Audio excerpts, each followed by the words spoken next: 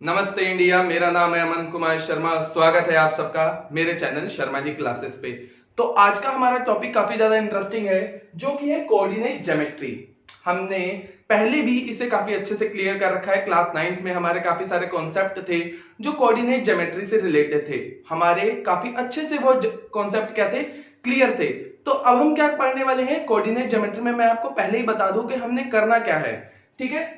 Coordinate geometry में क्या होता है कि किसी प्लेन फिगर पे किसी दो पॉइंट्स के बीच का डिस्टेंस फाइंड आउट करने के लिए इधर अगर कोई ट्रायंगल कंस्ट्रक्ट हो रहा है, इट मींस कोई 3 पॉइंट्स हमें गिवन है, उसके थ्रू अगर कोई ट्रायंगल कंस्ट्रक्ट हो रहा है तो उस ट्रायंगल का एरिया भी हम फाइंड आउट कर सकते हैं कोऑर्डिनेट ज्योमेट्री से।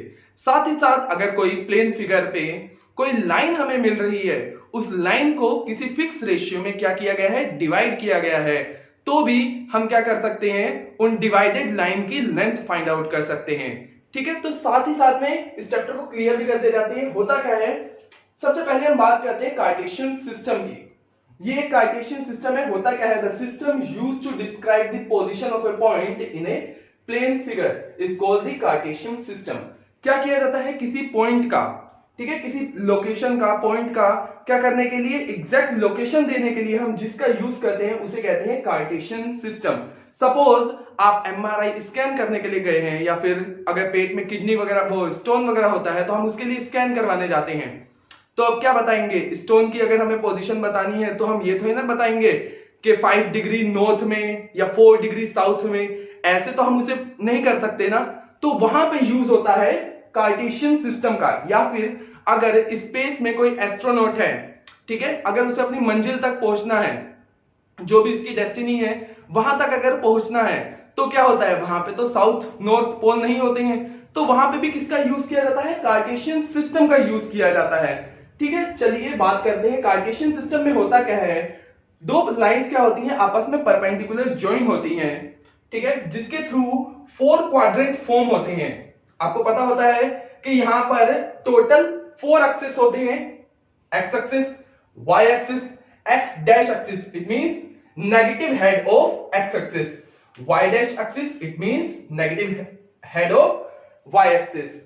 हमें पता है कि किसी पॉइंट को अगर हमें शो करना है, ठीक है, तो फर्स्टली हम एक्स कोऑर्डिनेट को लिखते हैं, देन वाई को। तो यहां पर एक्स कोऑर्डिनेट पॉजिटिव है, वाई भी कैसा है, पॉजिटिव है। तो फर्स्ट क्वाड्रेंट में एक्स और वाई दोनों कैसे होते हैं, पॉजिटिव होते हैं। सेकंड क्वाड्रेंट की बात करूं तो यहां पे भी पहले क्या लिखा जाएगा, x and then y. X यहां पे कैसा है, नेगेटिव है, बट वाई कैसा है, स्टिल पॉजिटिव, ठीक है। थर्ड क्वाड्रेंट की भी बात करते हैं तो पहले क्या लिखा जाता है, एक्स, तो यहां पे एक्स नेगेटिव है, साथ ही वाई भी कैसा है, नेगेटिव है। और फोर्थ क्वाड्रेंट की बात करते हैं तो यहां पे एक्स पॉजिटिव है और वाई कैसा है, नेगेटिव है। साथ ही मैं आपको ये भी बता दूं कि एक्स कोऑर्डिनेट को एब्सकीसा और वाई कोऑर्डिनेट को ऑर्डिनेट भी कहते हैं। तो ये हमारा कार्टेशियन सिस्टम जो था ये क्लियर हो चुका है। चलिए आगे बढ़ते हैं। चलिए अब हम बात कर लेते हैं graph of a linear equation. हमने पहले चैप्टर्स में भी पढ़ रखा है कि लीनियर इक्वेशन क्या होता है, जो इक्वेशन एक स्ट्रेट लाइन को रिप्रेजेंट करती है उसे क्या कहते हैं, लीनियर इक्वेशन। अब लीनियर इक्वेशन 2 टाइप की हो सकती है, एक लीनियर इक्वेशन इन 1 वेरिएबल और second linear equation in 2 variable. Linear equation in 1 variable में अगर मैंने एक एग्जांपल ले लिया है जिसे जनरल टर्म भी कह सकते हैं, जनरल इक्वेशन भी कह सकते हैं, ax + b = 0, जहां पे हमारा जो x का कोफिशिएंट होता है a, वो क्या होना चाहिए, 0 नहीं होना चाहिए। उस केस में अगर मैं यहां पे कोई एक इक्वेशन ले लेता हूं, लाइक ऐसे ले लेता हूं, 5x + 8 = 9x, ठीक है। जरा इसे सोल्व कर लेते हैं तो क्या आगे आ जाएगा, 5x उधर जाएगा तो 9x - 5x 8 = 4x। सो x की वैल्यू कितनी हो गई, 8/4 एंड 4 2s are 8। तो यहां पे हमारी x की वैल्यू आ चुकी है 2। उस कंडीशन में अगर हमें इसे ग्राफ पे रिप्रेजेंट करना है तो हमें बस क्या करना है कि सपोज ये पॉइंट दे रखे हैं 1 2, सो 2 से पास आउट होने वाली एक स्ट्रेट लाइन को हम यहां पे क्या कर देंगे, ड्रॉ कर देंगे। ये हमारी लाइन ड्रॉ हो चुकी है। अगर x -2 आएगा तो हम उसे माइनस साइड में, और अगर कोई इक्वेशन y के टर्म में दी जाती है तो वो y एक्सिस पे रिप्रेजेंट हो सकती है। दूसरी तरफ अगर हम बात करते हैं linear equation in two variable, तो यहाँ पे एक इक्वेशन हमें दे रखी है ax plus by plus c equal to 0, जो कि क्या होती है, एक जनरल इक्वेशन होती है। इस केस में a और b साइमल्टेनियसली एक साथ 0 नहीं हो सकते हैं, ठीक है। तो ये एक इक्वेशन है। अगर हमें कोई इक्वेशन दी जाती है like x plus y equals to 3, ठीक है, तो हमें पता है कि अगर हमें इस इक्वेशन को ग्राफ पे रिप्रेजेंट करना है, कार्टेशियन प्लेन पे रिप्रेजेंट करना है, तो फर्स्टली हमें क्या चाहिए, टू वैल्यूज चाहिए, एटलीस्ट टू वैल्यूज चाहिए, ठीक है। तो x y, फर्स्टली हम क्या करते थे, एक पॉइंट पे हम x को 0 टेक कर लेंगे, x को 0 किया तो y की वैल्यू कितनी आ गई, 3। सेकंड केस के लिए हम y को 0 लेट कर लेते हैं, तो हमारी x की वैल्यू आ चुकी है 3 आ चुकी है।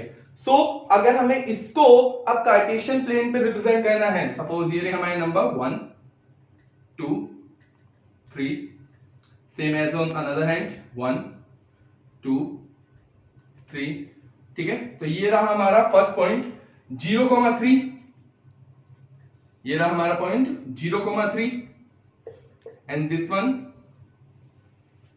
Is of 3,0। तो क्या होगी, एक लाइन, एक स्ट्रेट लाइन ड्रॉ कर देंगे जो इन दोनों पॉइंट से पास आउट होती हुई जा रही है। इस थ्रू हम क्या करते हैं, ऐसे हम करते हैं linear equation in two variable को हम ग्राफ पे रिप्रेजेंट करते हैं। तो ये हमारा कॉन्सेप्ट क्लियर हो गया होगा। चलिए अब बढ़ते हैं हम डिस्टेंस फॉर्मूला की तरफ। चलिए अब हम जरा डिस्टेंस फॉर्मूला की बात कर लेते हैं। डिस्टेंस फॉर्मूला का यूज कहां पे है, सपोज हमें कार्टेशियन प्लेन पे दो पॉइंट दे रखे हैं a एंड b, ठीक है। a के जो हमारे कोऑर्डिनेट है वो है x1 y1 और b के कोऑर्डिनेट है x2 y2। अब हमें क्या करना है, a और b के बीच का डिस्टेंस फाइंड आउट करना है। तो अब हम कैसे करेंगे, ठीक है। तो अब हम यहां पे एक ट्रायंगल कंस्ट्रक्ट कर लेते हैं, ठीक है। तो अगर हमें AB के बीच का डिस्टेंस फाइंड आउट करना है, तो नाउ हमने क्या ले लिया, एक ट्रायंगल ले लिया ABC, जिसमें AB हमारा कैसा वर्क कर रहा है, हाइपोटेन्यूस की तरह वर्क कर रहा है, और हमने ये ट्रायंगल कंस्ट्रक्ट किया है। AC के बीच का डिस्टेंस काउंट करते हैं। हमें पता है कि अगर ये पॉइंट है x1 y1, तो ये क्या होते हैं, अपने x एक्सिस से परपेंडिकुलर डिस्टेंस होता है x1, और y का भी क्या होता है, परपेंडिकुलर डिस्टेंस होता है। इट मींस x एक्सिस पे वो पॉइंट लाई करेगा x1 पॉइंट पे, सेम एज b का पॉइंट लाई करेगा x2 पॉइंट पे, y1 एंड y2। अगर हमें ट्रायंगल में से ट्रायंगल ABC में वर्क करना है, तो AC का डिस्टेंस कितना हो जाएगा, यहां से यहां तक का डिस्टेंस कितना होगा, इसके इक्वल होगा। और इसका डिस्टेंस हमें कैसे मिल सकता है, x2 माइनस x1 कर देते हैं, x2 माइनस x1 कर देते हैं। सेम एज फॉर BC हमारा डिस्टेंस कितना आ जाएगा, y2 माइनस y1, ठीक है। सो BC की वैल्यू आ चुकी है हमारी, BC की वैल्यू आ चुकी है y2 minus y1, and AC की वैल्यू आ चुकी है हमारी x2 minus x1। Now in triangle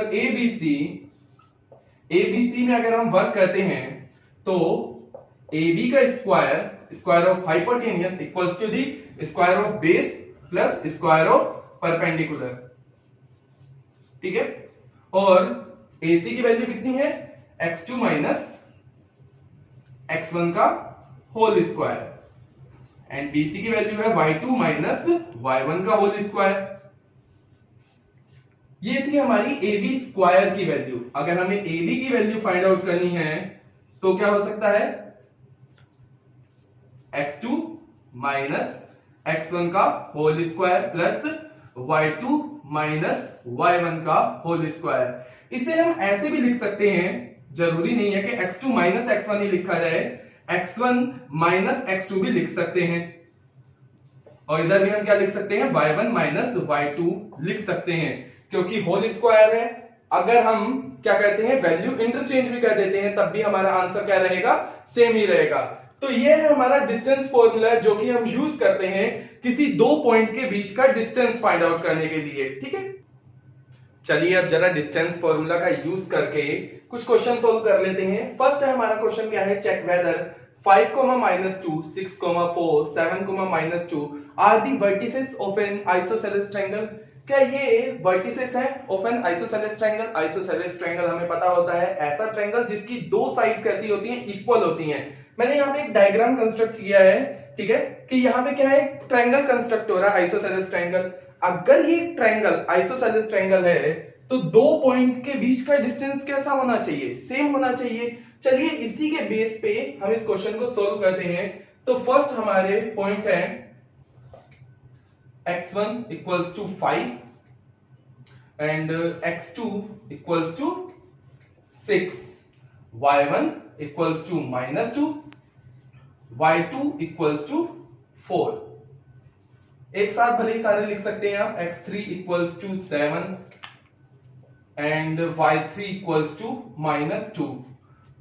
now ठीक है,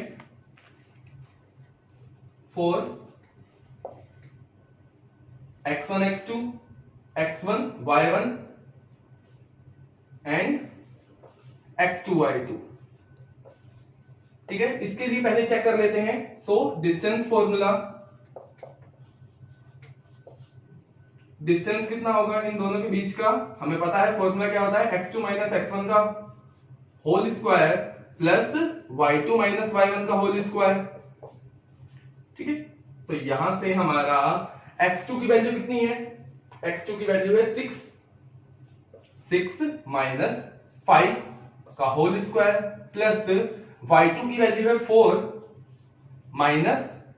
माइनस 2 का होल स्क्वायर। ठीक है, यही हो गया। y प्लस 2 यहां पे पहले कर लेते हैं 1 का स्क्वायर प्लस y प्लस 2 6 का होल स्क्वायर, जो कि हमारा आ जाएगा 1 प्लस 36। तो हमारी वैल्यू आ रही है 37। नेक्स्ट हम फाइंड आउट कर लेते हैं x1 और x3 के लिए। ठीक है, now for x1 y1 and x3 y3, इसके लिए अगर हम वैल्यू फाइंड आउट करते हैं तो अगेन डिस्टेंस फॉर्मूला से ही करेंगे। तो डिस्टेंस कितना आ जाएगा हमारा, x3 माइनस x1 का whole square plus y3 minus y1 का होल स्क्वायर। डजंट मैटर यहां पे y3 है या फिर x3 है, वैल्यू तो हम कुछ भी ले सकते हैं। दो अगर x की वैल्यू दे रखी है हमें, तो हमें पता ही है कि सब्ट्रैक्ट ही करना है, क्योंकि अभी फॉर्मूला हमारा क्लियर हो चुका है। तो यहां पे क्या लिख देंगे, 7 माइनस 5 का होल स्क्वायर प्लस y3 की वैल्यू कितनी है, -2 माइनस 2 का होल स्क्वायर। तो ये हमारा आ गया 7 माइनस 5 कितना आ गया, 2 स्क्वायर प्लस -2 प्लस 2 0 हो जाएगा, तो कुछ नहीं बचा। ठीक है, 2 का स्क्वायर 2 बाहर आ जाएगा। ठीक है, 2 यूनिट। तो ये तो अभी नहीं है। चलिए अब बात कर लेते हैं x2 x3 के लिए। Now for x2 y2 and x3 y3।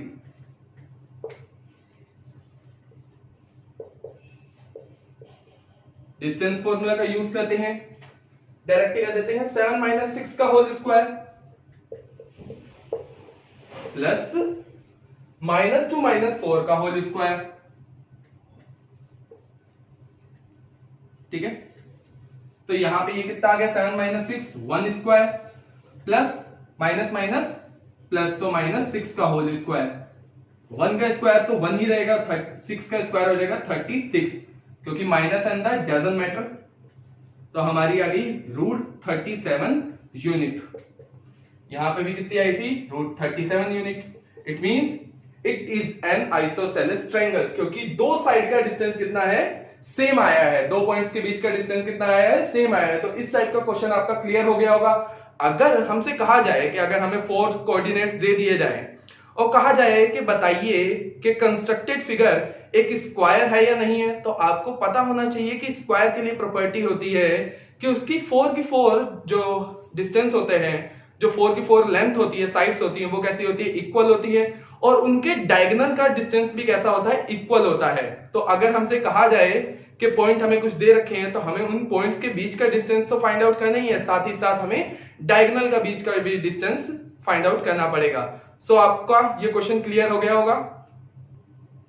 चलिए अब हम जरा बात कर लेते हैं सेक्शन फॉर्मूला की। सेक्शन फॉर्मूला में हमारा क्या होता है कि अगर हमें कोई लाइन दे रखी है जिसे हमने किसी फिक्स रेशियो में डिवाइड कर दिया है, सपोज एक लाइन है ए बी जिसका कोई हमने पॉइंट ले लिया P, जो इस लाइन को M1 M2 इन दो रेशियो में क्या कर रहा है, M1 रेशियो M2 में क्या कर रहा है, डिवाइड कर रहा है। तो हमें फाइंड आउट करना है कि कैसे हम इसका सेक्शन फॉर्मूला बना सकते हैं या कैसे हम डिस्टेंस फाइंड आउट कर सकते हैं AP और PB के बीच का। चलिए हम वही यहां पे डिस्कस करने वाले हैं। चलिए अब हमने टेक कर लिया कि पॉइंट A पे एक्स एक्सिस से जो लाइन ड्रॉ की जाती है परपेंडिकुलर होती है और M से भी Y एक्सिस से भी एक लाइन ड्रॉ की जा रही है जो कि आपस में परपेंडिकुलर है, ठीक है। ऐसे ही SP, TB, KB और LP ये भी क्या है, आपस में सारी की सारी परपेंडिकुलर लाइंस है जो पॉइंट A, P और B को डिनोट कर रही हैं, ठीक है। हमें पता है कि ये दोनों लाइन कैसी हैं, परपेंडिकुलर हैं। तो ये कितने का एंगल होना चाहिए, 90 का, क्योंकि दोनों परपेंडिकुलर लाइन आपस में कट हो रही हैं। और साथ ही साथ अल्टरनेट इंटीरियर एंगल से ये दोनों एंगल भी कैसे होने चाहिए, इक्वल होने चाहिए। उस केस में हम एंगल सिमिलैरिटी का यूज करके ये कह सकते हैं कि ट्रायंगल PAQ BPC के कैसे है, सिमिलर है, ठीक है। Triangle PAQ is similar to the triangle BPC। यहां पे मैंने सबसे पहले एक चीज लिखी हुई है कि PA और PB का जो रेशियो है, PA अपॉन PB का रेशियो है M1 रेशियो M2, ठीक है। चलिए अब बात कर लेते हैं कि ट्रायंगल PAQ और BPC जो कि सिमिलर है तो इनकी कॉरस्पॉन्डिंग साइड्स भी कैसी होंगी, सेम रेशियो में होंगी। It means PA upon BP equal होगी AQ अपॉन PC के और वो भी इक्वल होंगी PQ अपॉन BC के, ठीक है। यहां पे हमें PA upon PB it means PA upon PB की वैल्यू तो M1 अपॉन M2 की टर्म में दे रखी है। हम बाकी values AQ, PC, PQ, BC को भी क्या कर लेते हैं, X और Y के टर्म में ही टेक कर लेते हैं। तो यहाँ पे अगर ये है X1 एक्सिस है, ये क्या है, X है, यहां से यहां तक का डिस्टेंस अगर X1 है और यहां से यहां तक का डिस्टेंस क्या है, X है, सेम एज यहां से यहां तक का डिस्टेंस है X2।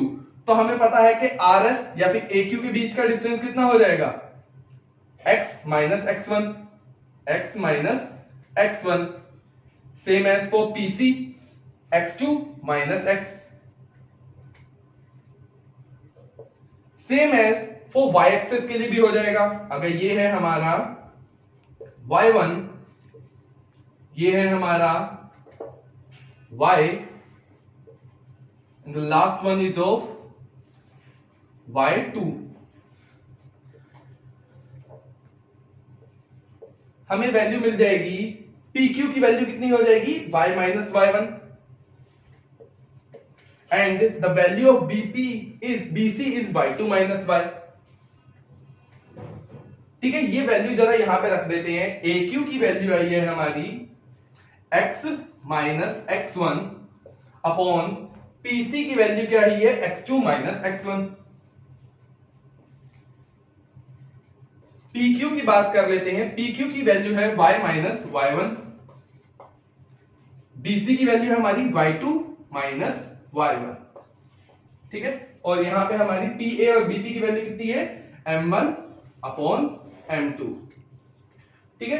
अब अगर हम दो का पेयर लेके चलते हैं, सपोज फर्स्टली में हम लेके चलते हैं M1 M2 with x coordinate x minus x1 upon x2 minus x1, ठीक है। क्रॉस मल्टीप्लाई कर लेते हैं तो M1 x2 minus M1 x1 equals to M2x minus M2 x1, ठीक है। यही हो गया। चलिए अब हम जरा x1 को एक साइड लेके चल लेते हैं और इधर इधर ले आते हैं M1 x2 minus M2 x, ये उधर गया हमारा m1 x1 minus m2 x1। यहां से जरा x1 कॉमन ले लेते हैं, बचा हमारा m1 माइनस m2। ठीक है, अच्छा अरे सॉरी ये जरा गलती हो गई, यहाँ पे x था x1 लिख दिया। चलिए अब ये दोबारा करते हैं जरा। ठीक है, तो यहाँ पे क्या था हमारा m1 मल्टीप्लाई करते हैं m1 x2 minus m1 x equals to m2 x minus m2 x1। ठीक है, m2 की x से ही m2 x, m2 की x1 से ही m2 x1, m2 x m1 x एक तरफ ले लेते हैं, m2x प्लस m1 x, इसे इधर लेके आते हैं m1 x2 plus m2 x1। यहां से x कॉमन लिया, x बचा और m1 m2 कहां पे डाल दिया हमने, अपॉन में कर दिया, m1 प्लस m2। ऊपर आ गया हमारा m1 x2 plus m2 x1। ये हमारे हो गए x एक्सिस के कोऑर्डिनेट। ठीक है, सेम एज अगर हम y एक्सिस के भी टेक करेंगे फर्स्ट और थर्ड से, तो हमें बिल्कुल ऐसे ही कोऑर्डिनेट मिलेंगे। वो क्या होंगे हमारे m1 y2 plus m2 y1 upon m1 plus m2। सो ये हमारा सेक्शन फॉर्मूला होता है, जिससे हम कोई पॉइंट, अगर कोई पॉइंट किसी लाइन को क्या कर रहा है, डिवाइड कर रहा है किसी रेशियो में, तो हम उस पॉइंट के क्या कर सकते हैं, कोऑर्डिनेट फाइंड आउट कर सकते हैं। x और y के कोऑर्डिनेट हम फाइंड आउट कर सकते हैं जब हमें रेशियो गिवन हो कि किस रेशियो में वो लाइन क्या हो रही है, कट हो रही है। सो आई होप ये आपका क्लियर हो गया होगा। चलिए अब हम बात कर लेते हैं इस पे बेस्ड एक क्वेश्चन की। If a and b are -2 and 2, -4 respectively, find the coordinate of P such that AP equals to 3/7 of AP and P lies on the line segment। It means अगर हमने सपोज कर लिया कि ये एक line है, ठीक है, which is A and B, और P क्या है, इसी लाइन पे कहीं पर वैलिड है। ठीक है, P के पॉइंट ये हो गया, तो उन्होंने कहा क्या है कि जो AP है वो 3/7 पार्ट है AP का। इट मीन अगर ये 3/7 है तो ये 3 पार्ट होगा और ये बचा हुआ 4 होगा। इट मीन AP और PB का रेशियो 3:4 होगा। AP रेशियो PB कैसा हो जाएगा, 3:4। इट मीन अगर हम M1 की वैल्यू 3 कहते हैं तो M2 की वैल्यू कितनी हो जाएगी, 4 हो जाएगी। साथ ही हमारे x1 और x2 के भी कोऑर्डिनेट साथ में लिख लेते हैं। x1 की वैल्यू है हमारी -2, x2 की वैल्यू है हमारी 2, same as for y1 equals to -2 and y2 equals to -4। अभी हमने सेक्शन फॉर्मूला से पढ़ा था, तो सेक्शन फॉर्मूला का अगर हम यूज करते हैं और P को हम पॉइंट कह देते हैं x, y। ठीक है, P के पॉइंट क्या हो गए हैं, x, y। तो हमें फाइंड आउट करनी है x की वैल्यू, तो हमें पता है कि फॉर्मूला क्या होगा, m1 x2 plus m2 x1 upon m1 plus m2। ठीक है, यहां पे हमारी m1 की वैल्यू कितनी है, 3 इंटू x2 की वैल्यू कितनी है, 2 प्लस m2 की कितनी वैल्यू है, 4 इंटू x1 की कितनी हो गई, -2 upon m1 plus m2। It mean 3 plus 4, 3 2 6 and 4 2 -8 upon में कितना आ जाएगा, 3 4 7। तो हमारी वैल्यू आ गई -2/7। x की वैल्यू आ गई, सेम एज y की वैल्यू भी हम फाइंड आउट कर लेते हैं। ठीक है, same formula m1 y2 plus m2 y1 upon m1 plus m2।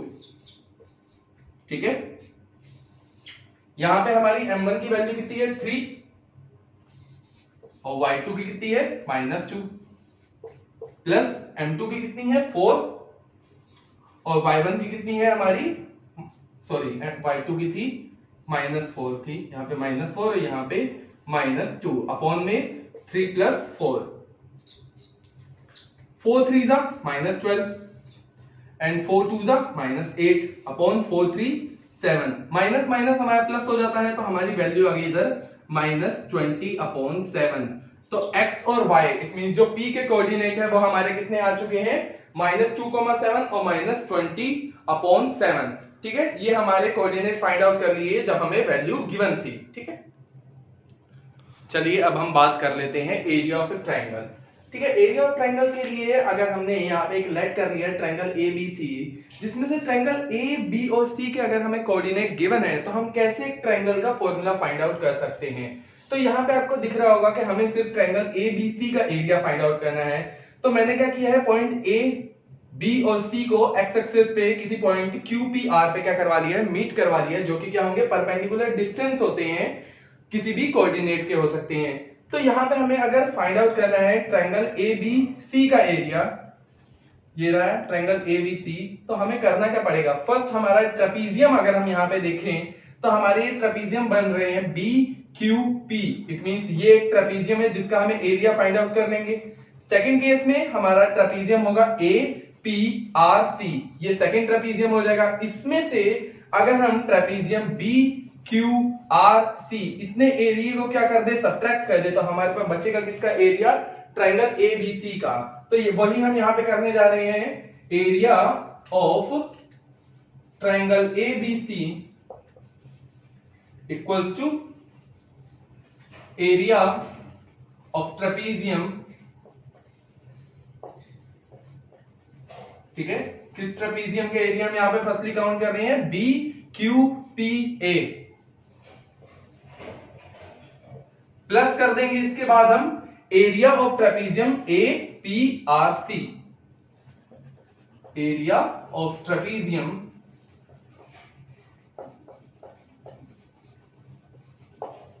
A P R C, and then हम क्या कर देते हैं, बी क्यू आर सी, सिर्फ इतने एरिया को क्या कर देते हैं, सब्ट्रैक्ट कर देते हैं। ठीक है, एरिया ऑफ ट्रेपीजियम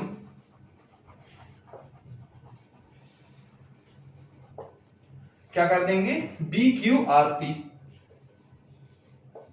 अब आपको पता है कि एरिया ऑफ ट्रेपीजियम होता क्या है, 1/2 sum of parallel sides into height, ये होता है हमारा ट्रेपीजियम का फॉर्मूला।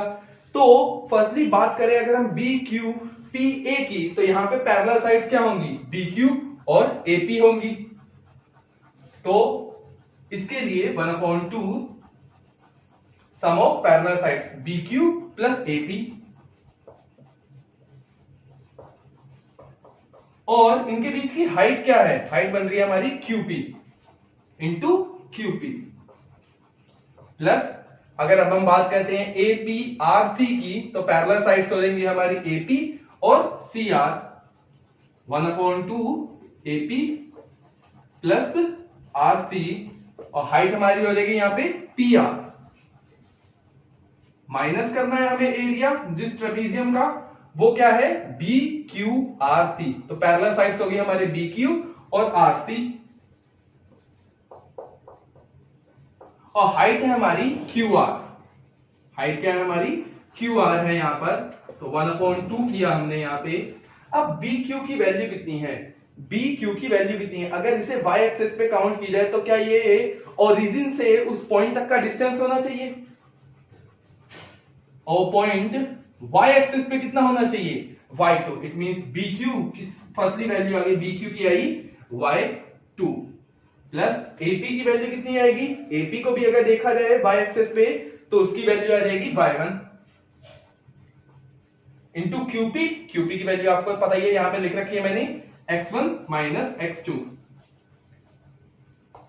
प्लस अब हम बात कर लेते हैं इसकी एपी आरसी की, तो इसकी वैल्यू कितनी हो जाएगी यहां पे y1 और y3, ये हो गया हमारा y1 प्लस y3, और पी आर की डिस्टेंस कितनी है, x3 minus x1, plus last के लिए बात करते हैं बी क्यू आर सी की बात करते हैं, तो सॉरी ये तो माइनस होना था 1/2, ठीक है, y2 प्लस y3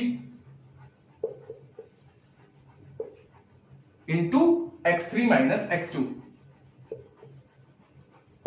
ठीक है।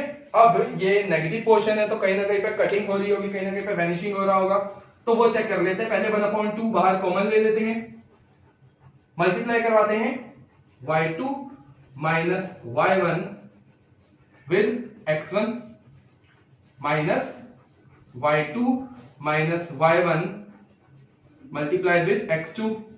x2 की मल्टीप्लाई करवाई पहले, फिर x1 की करवा दिया, बीच में यहाँ पे माइनस साइन है तो यहाँ पे माइनस साइन आ जाएगा, plus y1 plus y3 multiplied with x3 minus y1 plus y3 multiplied with x1, तो यहाँ पे माइनस साइन आ जाएगा।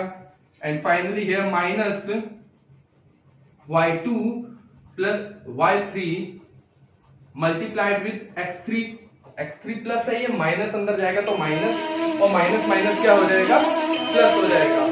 ठीक है, ठीक है। तो यहाँ पे y2 प्लस y3 क्या हो जाएगा, multiplied with x3, same as minus minus plus y2 plus y3 multiplied हो जाएंगे x2 के साथ। चलिए अब जरा चेक कर लेते हैं कहीं पर कुछ कटिंग हो रही है। y2 माइनस y1 x1, कोई और है यहाँ पे y2 माइनस y1 x1 का नोट है तो नहीं। चलिए नेक्स्ट चेक कर लेते हैं y2 minus y1 x2, y2 minus y1 x2, ये कहीं ना कहीं पर कोई ना कोई वैनिश जरूर होंगे। ठीक है, तो हमें वही चेक करना है कौन कौन से नंबर यहाँ पे टर्म वैनिश होंगी। तो यहाँ पे आई डोंट थिंक सो कि कुछ वैनिश हो रहा है। एक बार और मल्टीप्लाई करवाते हैं, जरा यहाँ पे लिख देता हूं 1/2 y2 x1 minus y1 x1 minus y2 x2 minus minus plus y1 x2 plus y1 x3 plus y3 x3 minus y1 x1 and plus minus y3 x1, ये ऊपर का है जरा, ठीक है, minus y2 x3 minus y3 x3 and here plus y2 x2 plus y3 x2। अब check कर लेते हैं कुछ वैनिश हो रहा है या नहीं हो रहा है। तो y2 x1 है यहां पे कहीं, y2 x1 नहीं है तो इसे छोड़ देते हैं। y1 x1, ये रहा y1 x1, माइनस माइनस के हैं, चलिए साथ में ले लेंगे।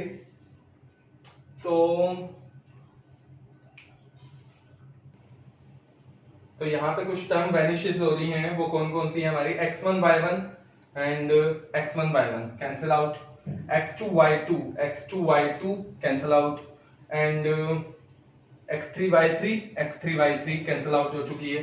तो अब जब हम इसे सोल्व कर देंगे, ठीक है, तो उसके बाद हमें मिलेगा x1, ठीक है, x1 का पेयर कोई और है, x1 के साथ है y2 minus y3 plus x2 की बात करते हैं। अब जरा x2 के साथ पेयर है here x2 and x2 here, तो y3 माइनस y1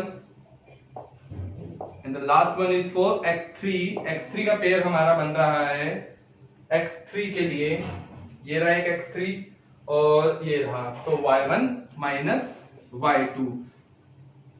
ठीक है, तो एरिया ऑफ ट्रायंगल के लिए ये फॉर्मूला सुटेबल है जो अभी हमने गेन किया है। इस फॉर्मूले का यूज करके हम किसी भी ट्रायंगल का एरिया फाइंड आउट कर सकते हैं। चलिए इसके बेस पे एक क्वेश्चन कर लेते हैं। चलिए अब जरा इस पे बेस पे एक क्वेश्चन कर लेते हैं। हमें क्या दे रखा है, find the area of a triangle form by the point this and this. 3 point दे रखे हैं और हमें फॉर्म करना है इस टाइप के ट्रायंगल का एरिया। तो अभी हमने एरिया ऑफ ट्रायंगल का फॉर्मूला गेन किया। एरिया ऑफ ट्रायंगल का फॉर्मूला क्या है हमारा, 1/2 x1 y2 minus y3 plus x2 y3 minus y1 plus x3 y1 minus y2।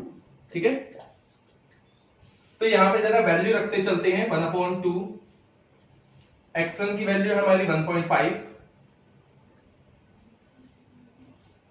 Sorry minus 1.5 है, ब्रैकेट में हमारी आ जाएगी y2 minus y3, it means -2 minus 4 plus x2 की हमारी वैल्यू कितनी है 6 है, और y3 की वैल्यू है हमारी 4 माइनस 3 प्लस x3 हमारी आ गई -3 आ चुकी है, तो -3 एंड y1 माइनस y2, तो 3 माइनस 2, यही हो जाएगा हमारा।